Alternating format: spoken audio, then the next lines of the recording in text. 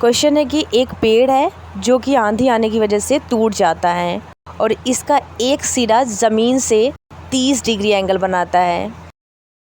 ये पेड़ है जो कि पहले सीधा था, अब टूट कर एक ट्रायंगल बना रहा है। दिया गया है कि इसके पाद बिंदु से पैर से जहाँ पर ये ज़मीन से छू रहा है इतनी तक की दूरी जो है वो 8 मीटर है। अगर यहाँ से यहाँ तक की दूरी और यहाँ से यहाँ तक की दूरी पता चल जाए तो उसे ऐड करने पर हमें पेड़ की लंबाई पता चल जाएगी। अगर यहाँ से यहाँ तक की दूरी को हम x मान लें, यानी x मीटर है, और ये ऊपर से लेकर यहाँ तक के नीचे को हम y मान लें, तो x और y को ऐड करने पर हमें पेड़ की लंबाई पता चल जाएगी। पेड़ ज़मीन पर बिल्कुल सीधा खड़ा है, यानी ये हमारे पास समकोण बना रहा है यहाँ पर, यानी ये यहाँ पर 90 डिग्री का एंगल है। तो इस तरह ये हमें एक समकोण त्रिभुज मिल गया। समकोण के सामने वाली भुजा कर्ण होती है, यानी यहाँ पे ये जो x है ये हमारी कर्ण हो गई।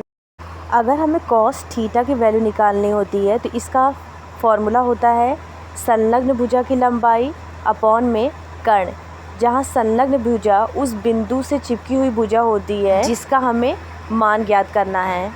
तो इस फॉर्मूले से हम cos 30 की वैल्यू निकाल लेंगे। cos 30 इज इक्वल टू संलग्न भुजा की लंबाई, ये यहाँ से चिपकी हुई भुजा है, इसका पहले हम नेमिंग कर लेंगे ABC।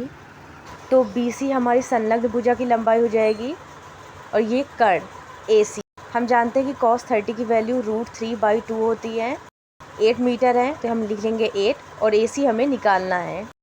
यहाँ से हमारा क्रॉस मल्टीप्लिकेशन हो जाएगा, x का मल्टीप्लाई √3 से और 2 का 8 से, तो ये √3 into x is equal to 8 into 2 हो जाएगा। यहाँ √3 मल्टीप्लाई में है तो इक्वल किधर जाने पर ये डिवाइड में हो जाएगा, तो वैल्यू हो जाएगी x is equal to 8 into 2 upon में √3।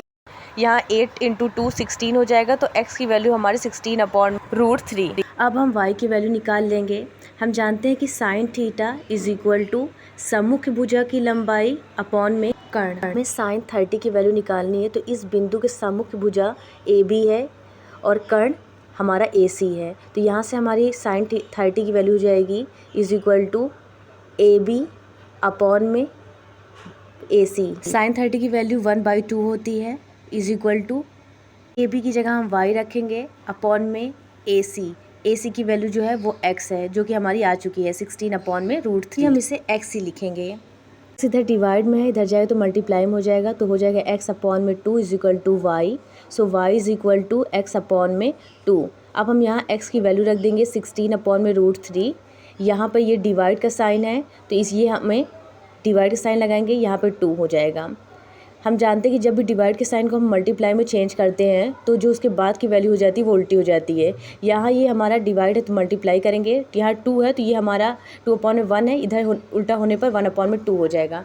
2 से 16 8 टाइम्स कटेगा, तो y की वैल्यू हमारी हो जाएगी 8 अपॉन में √3। हमारी पेड़ की ऊंचाई हो जाएगी is equal to x plus y. इसकी वैल्यू है 16 अपॉन में √3 प्लस y की वैल्यू आई है 8 अपॉन में √3। यहाँ दोनों √3 सेम है तो ये कॉमन हो जाएगा, एक √3 16 plus 8 is equal to 24 upon में √3। इसे हम आगे सॉल्व करेंगे।